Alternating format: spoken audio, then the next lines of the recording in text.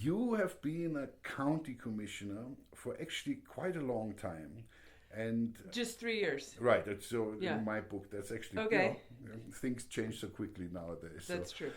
And I personally know a bit about the US political system, but I don't know very much, and I think a lot of people don't know very much how the interface works between the federal government, the regional government, the local government. And if you could enlighten us there a little bit, because our friend said that you were really engaged with that situation towards Washington as well. And so it'd be really interesting if you could give us some structural basis. Sure. So, county governments are actually a branch of state governments in the U.S. So we are very much controlled by the state. Our funding is very much controlled by the state, and our programs are essentially, unless we can raise additional revenue, our programs are pretty much handed down by the state. There are programs that we are required to do, and then anything on top of that, we have to create our own funding for. So it's much more so than municipal government, towns and cities in the U.S. Counties are directly under the state to implement sort of state regulations. So county governments basically do public health and land use, zoning regulations, and roads and bridges, and public safety. So in Colorado, in the U.S., I think most states, it's the sheriff's office. So it's the public safety entity for the unincorporated, so outside of the towns and cities. Towns and cities have their own police forces. So we operate pretty independently from, or I should say, towns and cities operate pretty independently from county and state government. There are some, like Denver, the capital of Colorado, is a county city. It's so large it actually acts as a county city, but they function more like a city. They have a mayor, and they function more like a city government and a little less like a county government, but they're required to have all the county regulations in place as well as the city regulations. But counties are very much attached to state government, state statutes, state legislation, and then states are very dependent on federal government programs. So in effect, many of our human services, health and human service programs are initially funded through the federal government, which provides funding to the states, and then the states pass it through to the counties.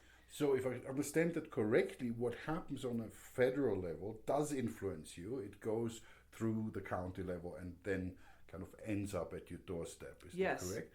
Now, you mentioned something that I find very interesting. So what the county commission and subsequently is dealing with is a lot of infrastructure, basic infrastructure topics, matters. Is that correct? That's correct. Yeah.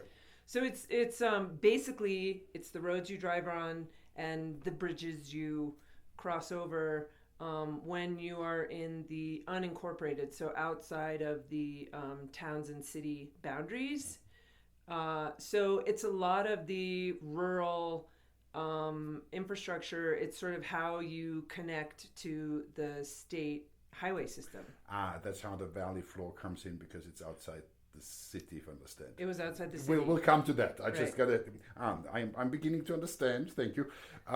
So how are we doing? I mean, how are you doing? We hear quite nightmarish things about the infrastructure in the US, and I honestly have to admit, It varies from state to state, but driving here with my colleague from Atlanta was quite exciting at times due to an infrastructure that does not seem to be necessarily of a first world country, if I may say so, without being rude. I take no offense. Okay, but tell me, I mean, Colorado, of course, the states are very different. That is something one notices traveling through the US.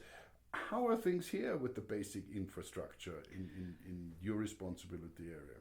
Well, it's extremely challenging in Colorado because Colorado has the strictest financial regulatory system. It's called the Taxpayer Bill of Rights, and it was enacted. It's a constitutional amendment to the state constitution that was enacted in the mid '80s or early '90s, and it basically it's highly complex. And it has all sorts of potentially unintended consequences, or unintended consequences. Although the guy Doug Bruce who put it in place probably intended for it to be really complex to basically shut down governments because he doesn't believe in governments. So it requires any tax increase to go before the voters. So normally in other states around the country, cities and states will come up with their budgets and then they will tax accordingly. And if they're coming up with a budget that is completely unreasonable, then they probably get voted out of office. If they're coming up with a budget that has some kind of increase when times are good or ratchets down when times are bad, then, maybe those people stay in office. That's sort of responsible governing. In Colorado, when times are really good, the spending has to stay the same. And when times are really bad, the spending has to ratchet down because there's less revenue, but there's no savings that was created when times were good. So public sector, not easy. No, it's extremely difficult in Colorado. And the majority of Coloradans prefer that we go back to the ballot every time there is a new tax, and that was one of the intentions of Tabor. However, right now we're in a situation where we've had a really good economy. Colorado has one of the best economies for businesses in the whole U.S. It's an excellent economy, but we haven't been able to create any savings from that. And we have one of the lowest per pupil spending education systems in the country. So we've got this, very sophisticated population with a lot of people coming in because it's so beautiful in Colorado and the mountains are here and we've got wonderful weather and we've got ski areas and hiking trails and biking trails. And we've got one of the lowest funded education systems in the country. We're like ranking down in the bottom quarter of the country. And that's because of Tabor. The government cannot afford to spend increasing amounts of money on transportation as we've got growing populations, growing infrastructure challenges, etc. And then same with our transportation systems. With more and more people coming into Colorado, there's more and more people using the roads. There's more and more impact on the roads. The changing climate is a significant impact on our roads and bridges. The engineers are having to adapt technology because of the freeze-thaw cycles, and the extreme weather patterns are really impacting our surface areas. Roads and bridges and connections and potholes is basically one of the symptoms of that. And yet we don't have enough money to spend on that basic infrastructure. And just at the ballot this month, so a week ago, there was an opportunity for Coloradans to vote yes on what was called Proposition CC. And it would have allowed the state, when times were good, it would have allowed the state to keep the additional revenue as opposed to giving it back to its taxpayers, and build up a savings account or put it into schools. It was specifically for kindergarten through 12th grade, which is, what's that? 12th grade 4 and 6 the is 10. Formative years. No, what's it called? It's 18. Is 12th grade. Yeah, 12th grade is in high school, no? Yeah, Like it's high the- school. Yeah, High yeah, school, yeah, yeah. Before you move on. Yeah. So a third of it was going to go into basically elementary and high school. And then a third of it was going to go into higher education, so state colleges, universities. And then a third of it was going to go into transportation. And it would have only been like $124 million a year in a really good year, which isn't every year.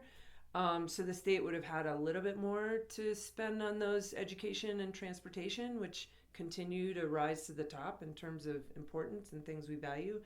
And Colorado voters turned it down. Okay, we'll let that stand here. That was interesting. So you said this would have been kind of an amendment to the amendment of the state constitution. I kind of didn't have that in my mind, that the states have their own constitution, which has to be in accordance with the federal constitution.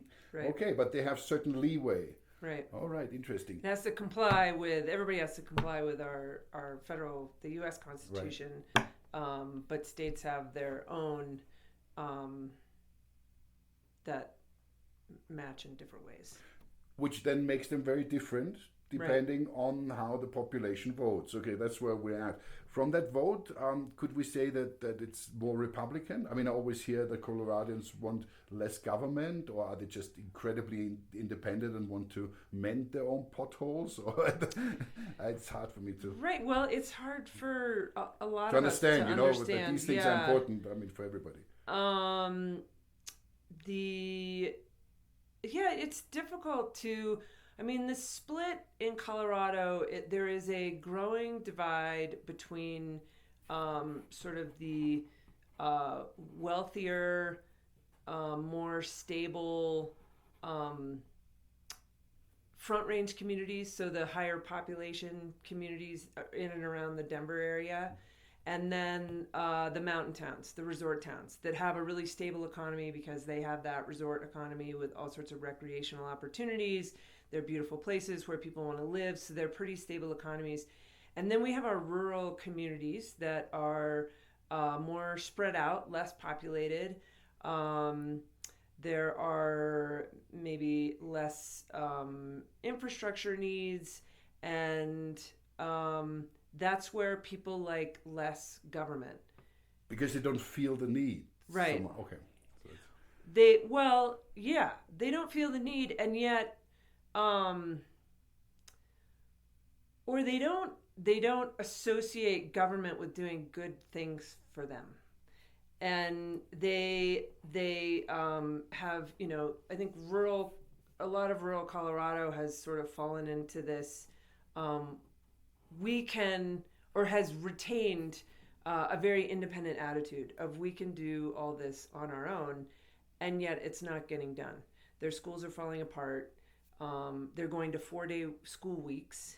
Their economies are crumbling.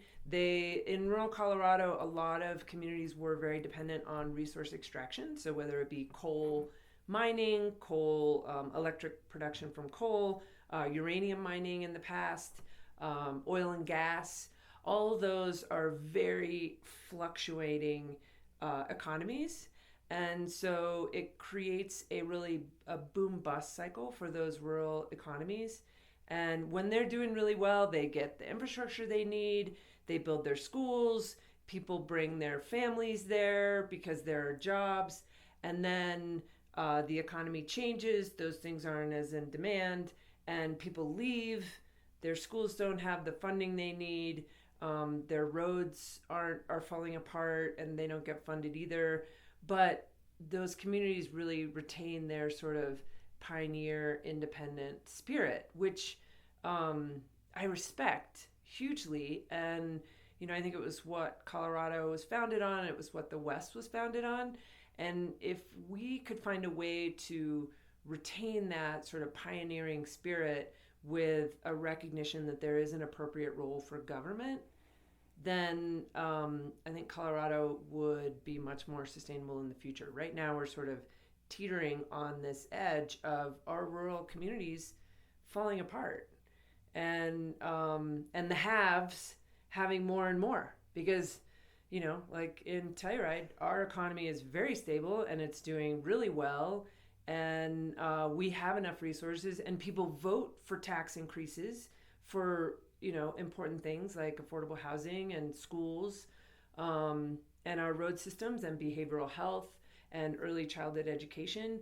We continue to vote for tax increases for those things, and so governments are able to provide those services. But in the rural communities, their governments aren't really able to provide those services. So then they're more and more dependent on the state government, right. And then they vote against the state government, and they tie the hands of the state government even further. So it's we've got to figure out a way to really support our rural communities while the economy of Colorado continues to thrive. And with all the challenges that are coming towards it, I mean, none of that is totally alien to the rest of the world. I mean, as you know, no. So it's interesting to hear it from here. Before we get on to those challenges and the things that are very important to you, from what I understand, what is your job? so as a person, as a commissioner, what do you do? So, well, that's a good question, and a lot of people don't really understand it. It is a full-time job, depending on which county you're in. If you've got a really small population, you can do it as a part-time job. We're at the lower end of the higher populations and at the upper end of the lower populations, so it's considered a full-time job. And we basically we manage the county infrastructure. So we do that through the budget. We decide on the budget, and we work with our manager. We have a county manager who is the sort of day-to-day manager of our organizational structure. And we manage the budget, and then we decide on land use issues. In addition to that, my role is that I've taken on being the liaison with the state and the federal government. Okay. That's so I spend a lot of time in Denver working on legislation that is going to support projects that we need. So support additional funding, or simply play defense and make sure the state isn't creating all these wonderful programs that aren't funded, that then we have to implement without the appropriate funding. And then just being a watchdog for the county, because almost everything that the state does affects the counties, and you can either sort of sit back and hope that the state will do the right thing, or you can be actively involved. And I decided to jump in and be really actively involved so that I could really understand it, to participate knowledgeably in the process, and also because I just really enjoy debating policy and discussing policy. And we've got a couple big issues here. One is affordable housing, and the other is the cost of health insurance and access to health services. Again, something that is not only the case here, that is something across the US. I mean, back home, these issues exist as well. So how is the relationship with Washington? Let's look at it regardless of administration that is currently in place. How is it? Is it that far away, or they say like, oh, Colorado, they're so rich anyway, or how do you deal with them? How do you deal with Washington? It really depends on your representative. So we have 2 representatives in this area. Well, 3. That's right. There's 3. One of them, we have 2 senators. Every state has 2 senators. And then depending on the population size of each state, you have a certain number of representatives for your population size. I don't actually remember how many representatives we have, but we have one representative that represents all of Southwest Colorado. So he actually has one of the largest districts in the country land-wise, because it's a relatively spread out population. San Miguel County is a rural county, although we have Telluride, which is sort of a more urban feel. It's its own case. But it's its own little bubble. But once you get outside of Telluride, we're a very rural economy and feel. So it really depends on, if the people in Washington are truly representational. And right now we have a we have a Republican and a Democrat representing us at the Senate. The Democrat who's also running for president right now. His name's Michael Bennett. Is extremely representational, and he's worked at the school board level, at the state government level, in private business, and now he's been in the Senate for 8 years, I guess it is. It's probably a little more than that. And I find him extremely approachable. His staff works really hard. He's done a lot of good things for us. And I think he's a very effective representative of the entire state of Colorado. So you wouldn't mind if he became president, I would however love unlikely I think it would currently be fancy. seems. Yeah, I think it would be fancy. He would make a fantastic Is he president. still in the debate? He's still in it. Yeah. He's not necessarily in the debates. But in the But the big chunk. he's entering himself in the primaries, and he's been spending a lot of time in Iowa. So we'll see what happens. Okay. Any chance? Anything could change. Sure, Yeah. anything could happen. I mean, Okay. this is anything could happen this day and age. You never know what's going to happen. Absolutely. And then we have another senator who's up for re-election, who basically is doing everything that Trump tells him to do these days. He's decided to get under Trump's wing and just simply govern like that. And I would say the majority of Colorado right now is pretty upset with the way he is governing, and that is reflected in his polling numbers. Then we have the representative who represents all of Southwest Colorado, and I've been thinking about this a lot lately. I think there's more and more of a partisan divide. I think everywhere, and then there's also this economic divide. There's this growing inequality across the world right now, globally. Yeah, speak a little bit to that, because that is what we find anywhere we go and everywhere. Yeah. And that makes people so uncomfortable that they do all kinds of really apparently pretty crazy things against their own interests, in my humble opinion. But Right. But how does that play out as far as you're experiencing it here around? Yeah, I think it creates a lot of anger. It creates a lot of uncertainty.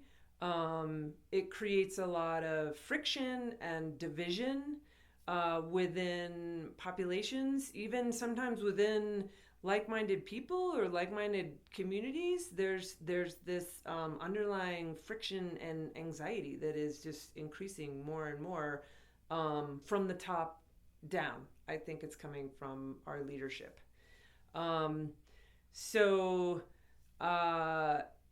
Ways to mend it. Yeah. So here's what I've been thinking about lately. For the last several decades, there's been this push by Republicans for more local government. Give us more control. We want more control of our funding. We want more control of our programs. You just give us the money and back off. Don't tell us what to do, they've said to state and federal governments. That's been a very much Republican sensibility for many, many years. That is sort of shifting, I am sensing, because there's this lack of leadership right now at the federal level, and the federal government is pulling all sorts of programs. So now in the communities that strongly value the environment and basic things like clean air and clean water, they're seeing less and less support and less of a regulatory structure for preserving those things and really preserving their communities from the federal government. So now a lot of those more progressive communities are saying, just give us the money, give us the flexibility, and we'll manage these programs, because we need to preserve our environment. We want to protect our clean air. We want to protect our clean water. We need to regulate these extractive industries to act appropriately and in an environmentally sensitive way, and in a way that respects public safety. And we feel that we can do that better ourselves. So traditionally, then I'm just generally speaking, the Democrats have been fighting against this concept of local control, saying, no, we need broader regulations because we need to protect the clean air and clean water of all of our communities. And now that's shifting to we can do that better at a local level. And so yes, I think we can do that. Many of our communities can do that better at a local level if we, value with the environmental values and sort of the looking at the long-term sustainability of our communities. I think there's the potential to do that at a local level, but I think there's also the potential to do a lot of harm with short-sighted government, and then at the same time, are we willing to sit by and watch our neighbors who may be more willing to embrace resource extraction, trash their environments, and there are no real borders, so it's trashing all over the place. It's trashing watersheds that are all connected. It's trashing our airshed that's all connected. And then a lot of those communities then become very dependent on their wealthier neighbors because they've basically trashed their long-term economic opportunities. And if their water is undrinkable, they got to get it from somewhere else. Yeah.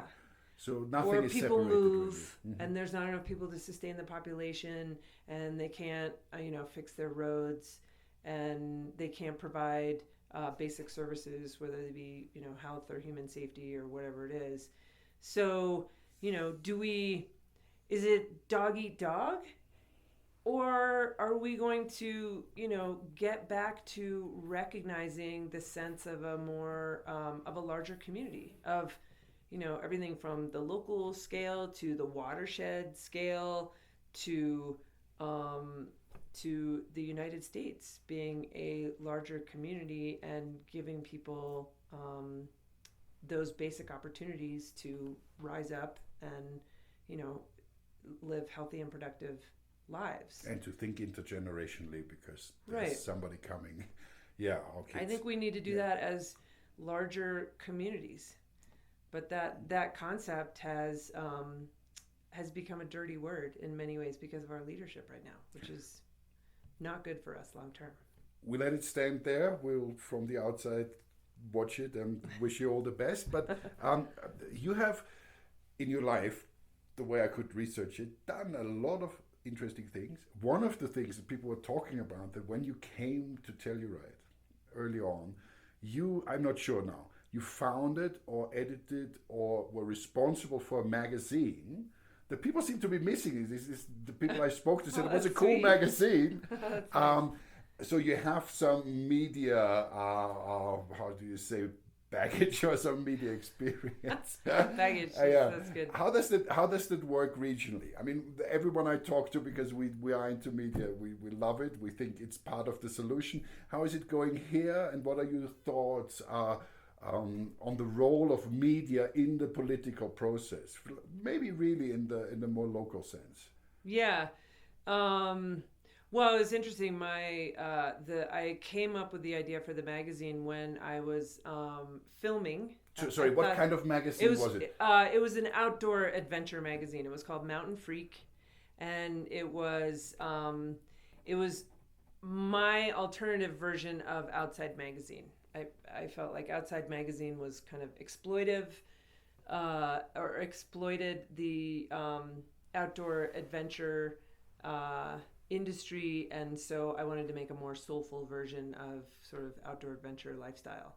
But I was filming a ski and snowboard movie up in British Columbia one winter, and came across a little zine up there called Ski Freak Radical, and absolutely fell in love with it. It was kind of this little cartoony zine, and it talked about the skiing lifestyle and the people who were just totally dedicated to skiing and outdoor lifestyle. And I fell in love with it, and I asked them if I could do a sister version down in Colorado, and they said, "We don't want a sister, you just do your own version." And so I came back and I sort of planted the idea with some friends and brought some really talented people together, and Then we were discovered and we got funding and backing for about 7 years. And we produced a really high quality magazine and ended up launching quite a few careers in the outdoor industry. But we just didn't have enough advertising. Advertisers just didn't really get the concept of, organic gardening and, marijuana advocacy back before it was legal, and wandering through deserts in Mexico, searching for the ultimate agave plant that would give you, that sort of beyond Damn, you're gonna stop it alcoholic again. high. It was fantastic because it attracted such an amazing variety of creative artists and writers, and my job was just to simply facilitate that and put them all together and give them a platform, and I was thrilled to do it and met a lot of wonderful people in the process. So I think that, and this was before we sort of ended, we were approached to convert the content online. So we were approached to do provide web-based content for a little very unknown company at the time called Travelocity. Oh, okay. And they wanted us to create their content. So wherever they were trying to highlight their trips, we would then come up with this really creative sort of mountain freak style content. And I just did not understand that concept at all. I mean, the whole web was new. I didn't think people were going to use it. I was very much into print. I liked the real high quality. I didn't want people staring at their computer screens. So I was like, no, that's not going to work. So we turned them down. And then we ended up folding. And then a couple times I have gone back into the world of filmmaking. So I think local media and storytelling is one of the most powerful mediums there is, and it's one of the most ancient traditions. And I think now it can be one of the most effective with the technology we have. I travel to shows in other parts of the country with the Mountain Film Festival, which is a local festival of documentary films. It started as adventure films, outdoor adventure, and then added environmental, and then added sort of social and cultural films. And there are so many good filmmakers out there these days that are really allowing people to effectively tell their stories, or they're capturing those who are very good storytellers. And I think it's an art and it's an oral tradition that we just gotta ignore it now. Yeah, we gotta ignore it. Okay. Yes.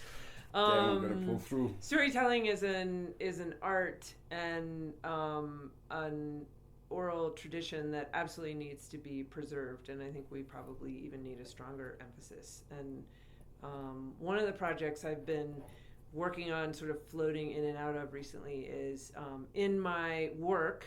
I was not a scientist. Unfortunately, I wasn't inspired in high school by science. I think I had science teachers who weren't really that inspiring or engaging for me the way I thought.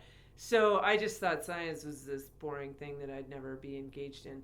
Now I'm absolutely fascinated with science, and I can't get enough of it. So I surround myself by as many really good scientists as possible. And there are a few who are very good storytellers as well. So we've been working on a series of films or content that we'll create for schools around forest health. And the science we are learning from our forests that are changing, they're evolving, how they are connected to their ecosystems, how their ecosystems are dependent on them. And we're following these scientists who are very good storytellers through the woods as they conduct their research and sort of capturing their hands-on research while also hearing from them what they are learning by doing that research. And we hope to turn that into content that we can take to, inner city schools to really talk about place-based learning and learning from your environment, and how the science that we gather can really inform, our decisions of the future. Now, two things you've mentioned, and that was not on my list, but that's really important. So, how can we get a hold of the narrative that is constructed to misinform people, consciously constructed and very well constructed to do that?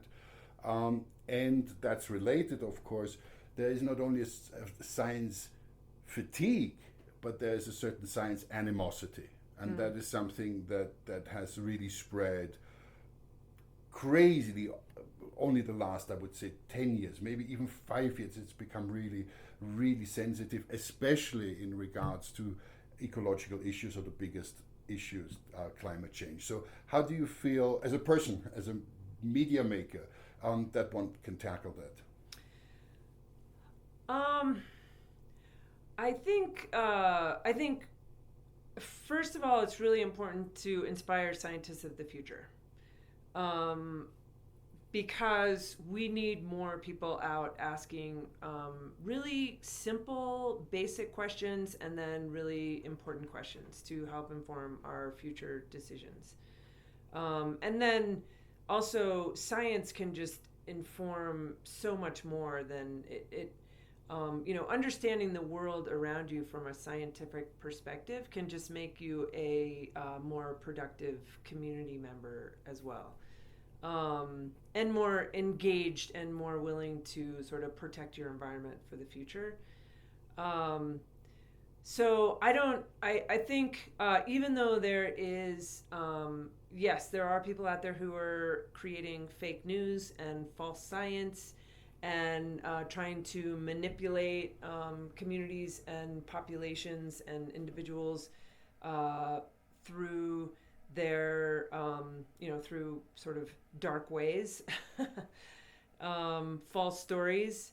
I don't think we should give up, because it's still a really strong medium, and the more we can instill this fact-finding and truth-finding in people, the more we can filter out the false news, I think. And in terms of like the bigger picture, should there be more censorship, etc.? I don't like the idea of censorship. I don't like the idea of manipulating populations. I think we just need to, from the ground up, really build stronger, more informed populations, and then we will just weed out. There's always going to be people who want to tell false stories and create sort of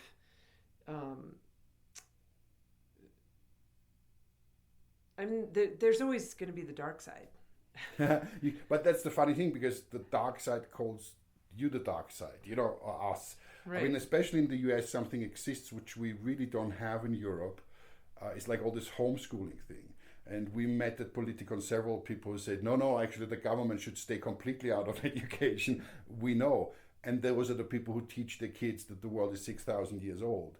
Now that is not a small phenomenon in the US and in several other places that are much less intellectually advanced neither. So I'm really wondering, you said we can't give up, but how do we reach people who are indoctrinated with a narrative from the earliest age on, and within this democratic system have the same vote? And it's not a few, otherwise we wouldn't have the administrations in some places that we have. Right. I just ask you because it's on my mind. Yeah.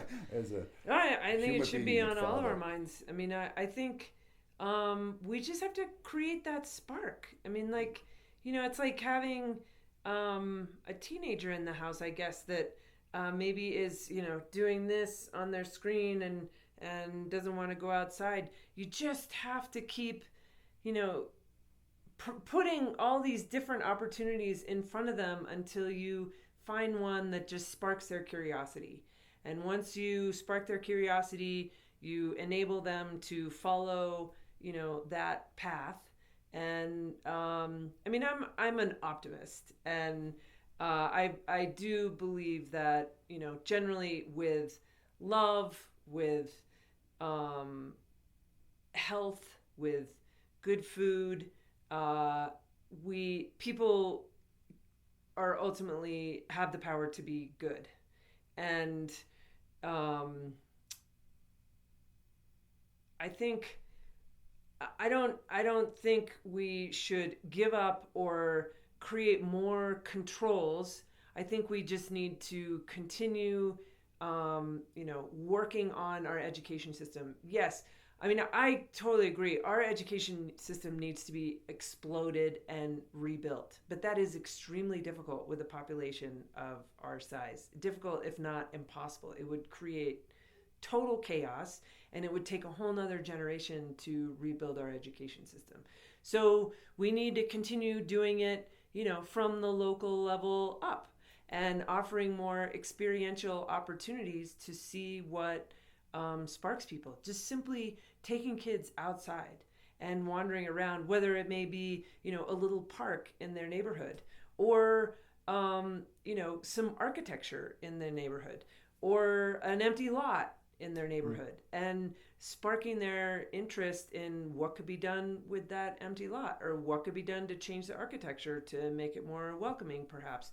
Or, we are very fortunate to have the valley floor, so we can send kids out to the valley floor and looking on the ground and seeing what's there, and looking up and seeing what's there, seeing which trees are dying, which trees are living, what is the river doing, how is it all connected, and seeing if that sparks an interest in sort of truth finding. And then they take that into wherever, whether they take it into Wall Street, or they take it into a vocational skill, plumbing and electricians and carpentry, whatever it is, all of those important things that are needed. If they have an interest and a curiosity, and they continue to ask questions and want to make things better, want to improve things for their community, their families, their communities, and for the future, then we're going to slowly rebuild what is kind of a broken system right now. And the rest is freedom. You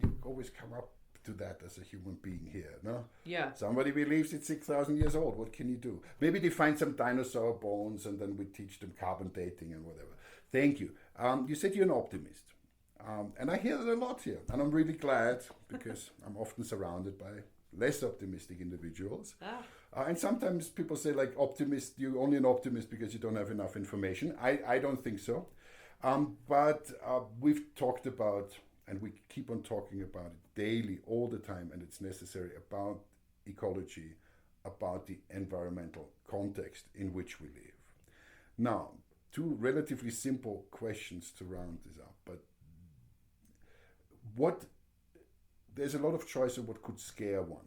What worries you the most currently, looking at the immediate and midterm future? What is the one thing where you'd say, like, in my position as a human being and in my position professionally, that's what I address. That's I wake up with that every day.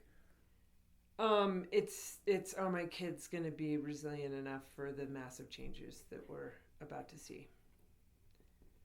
Have I set them up with enough basic skills and decision-making capacity to be able to adapt for the future? Because it's going to be more and more challenging for them to live. You say resilience, that's something that's come up more and more. At the beginning of the climate environmental debate, it was like, how do we solve it? How do we stop it? Now everybody says resilience. So it seems people are saying the train is running, and we got to deal with it. What is part of that resilience? What does it take to be a resilient human being for your kids, for anyone? You think, what is it? I think, resilience is the ability to bounce back. So it's the ability to be crafty, It's the ability to. I mean, first of all, I haven't given up on the climate. I think we are going to see a lot of changes. Absolutely, we've gone past the tipping point. We are going to see a lot of changes. That said, we need to do everything we can as local, state, and federal governments to combat climate change, to conserve, to cut back substantially on our use of fossil fuels, our use of water, and we need to move towards more sustainable forms of energy and of transportation systems, and building structures as well. So I'm not giving up on that, and I, as a government official, I'm doing everything I can to create our little pocket here as carbon neutral. So basically offset our footprint as much as possible, starting at our organizational level and then spreading out into our community to prove that it can be done. And maybe that can be done step by step at the local level. It's too late to wait for the federal government to do that. They can do a lot more, but we can't expect anything in the next year. But at the same time, I also want to prepare my family and especially my kids for a really challenging future. And I think that's going to mean things like, knowing how to keep your water clean, knowing how to keep your air clean, being very resourceful with limited resources, knowing where to live and being able to adapt in case they need to be more nomadic in the future, not being completely attached to creature comforts, and then as simple as knowing where to get your food. I mean, hunting and gathering, and then also knowing how to build community. Because I think in the future we are going to need we're going to be more and more dependent on our communities as we're sort of more cut off from global economies and global opportunities and stuff that we think we need right now. And it's going to have to get down to, what do you really need, not what you want anymore. What do you really need? And how can you make the best decision to get there? And then who do you surround yourself with to empower, circle of safety, whatever it is? What kind of people do you surround yourself with to build a strong community and get those needs taken care of? So resilience is sort of knowing who you are and being able to make smart decisions, or when you make mistakes, being able to bounce back from that, learn from that, and make a better decision next time. And then also just being crafty with what you have in front of you. I mean, it's a really basic. I think they're going to be required to break it down to really basic needs in the future. Maybe it's not their generation, maybe it's the generation after them, but I think it's going to be their generation more than we've had. We've lived in this safety, security bubble for a pretty long time now, we globally, and that's deteriorating. I mean, we see it, and we're in this little bubble in Telluride where we're protected from it, but we see it.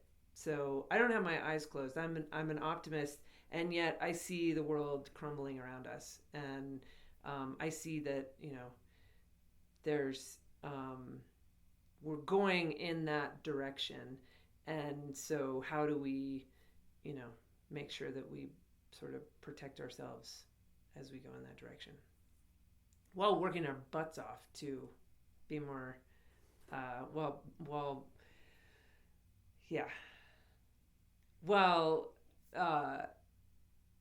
conserving and becoming as carbon neutral as possible. We let It's not over till it's over. No, till the fat lady sings. And Yeah. if we all do our yoga, there ain't no fat lady, so it's never going to be over. No, thank you. We're going to let that stand there. Thanks, Hilary. Yeah.